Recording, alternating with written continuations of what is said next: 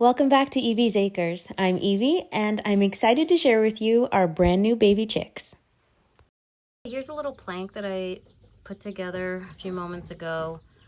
It's to make a level surface so that their food and water can sit above the flooring in the brooder. I just used some extra roofing screws that I had available and put together a piece of plywood and also a piece of cedar so that the cedar sits on top. Since it's pretty resistant, water resistant, I figured that would be best. And then let me show you again, the little, I guess the heads. So then the heads of these roofing screws can serve sort of like feet for the plank, so you can set that down.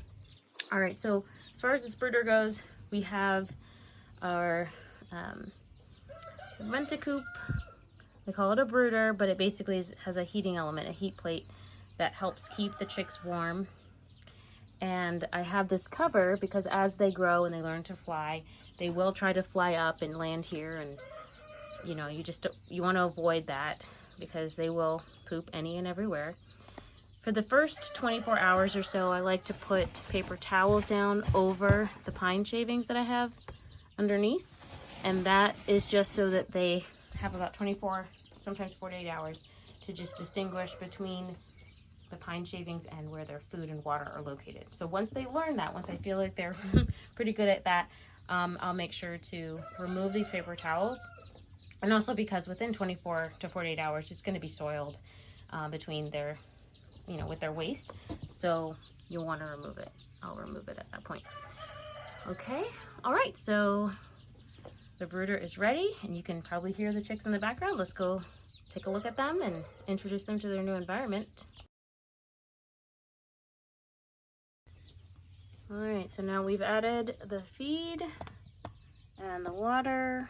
The water contains a little bit of electrolyte powder to just kind of help the chicks recover. I usually put that in for the first few days. And now it's time to put the chicks in. Okay, so this is the box they came in. As you can see, there are lots of holes on the top, a bit on the sides. And here are the chicks. Hey guys. So we ordered these chicks from Bresse Farms in Mississippi. And as you can see, it's upside down, but they actually have a scripture verse here. John 3:16, right here on the top. Hi.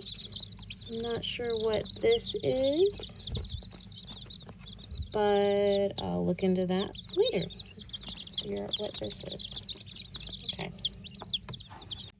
All right, so we have, I ordered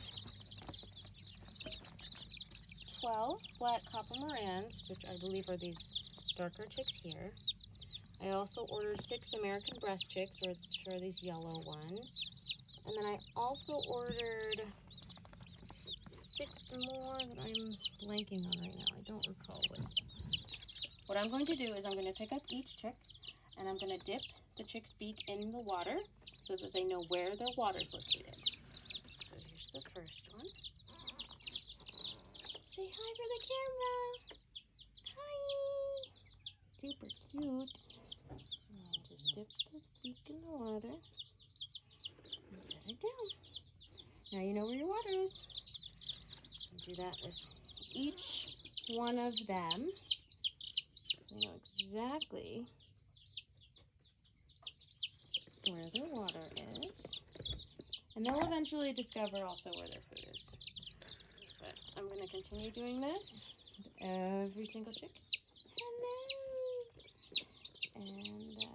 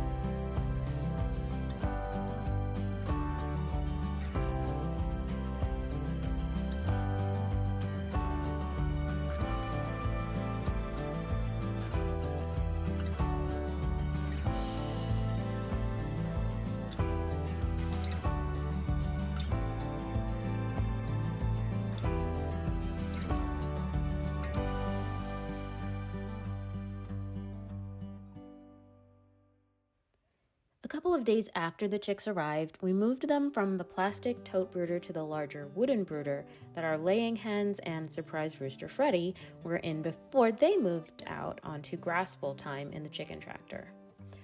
I decided to remove the wheels that were previously on the wooden brooder because they were too small and kept the brooder too low to the ground. So here I am adding some additional bracing to the bottom of the brooder so that I can attach some 2x6 boards as legs to elevate it a couple of feet off of the ground. At this stage, it has a base coat of water-based paint, which I later painted over with the same bluish gray color that I used on the smaller chicken tractor. I decided to put the brooder in the greenhouse to keep it out of the elements and because it is close to where I store their food. These chicks have access to a much larger radiant heat source, as well as multiple food and drink options. I will leave links to each of these items in the description.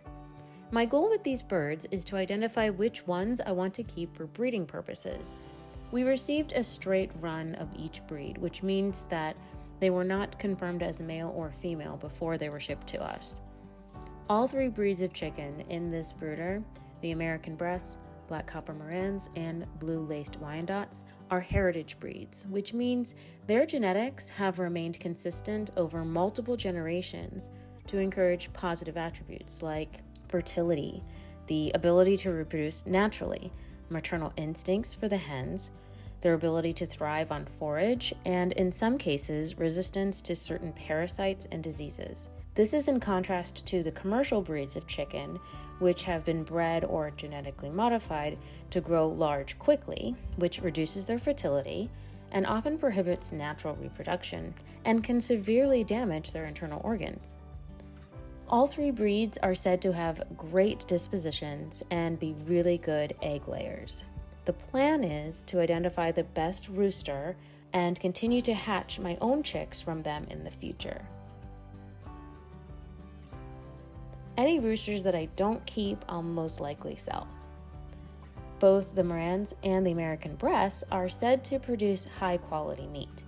In fact, the American Bresse is unique because the meat is marbled.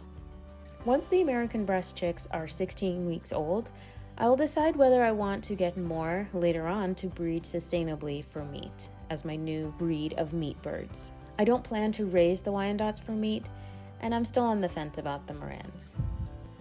Speaking of meat birds, 3 of the 4 roosters that we raised for meat graduated to freezer camp. Unfortunately, Mr. Greedy Pants' behavior did not improve, so he is taking a permanent dirt nap. The same evening that he fell asleep, one of our amber starbirds disappeared. I did not witness her departure, but my best guess is that she flew over the fence as she so often liked to do and was taken by a predator. On a positive note, a few of our hens originally raised for meat decided to stake their claim by laying eggs at 15 weeks old, which is a couple of weeks earlier than expected. I already plan to keep a few of them as laying hens anyway, so I'm glad to see them being productive. This also means that I need to get going on a larger stationary or mobile coop for the ladies a couple of weeks sooner than originally planned. So tell me, what do you think? Should I build a larger version of this permanent coop and run that I built over Memorial Day weekend for a client in Florida? Or create a mobile coop on wheels for the hens, complete with nesting boxes that I can move around the property? It would be a more robust version of the mobile chicken tractors that we have now, but would have large wheels and a sturdy handle to make it easier to move around.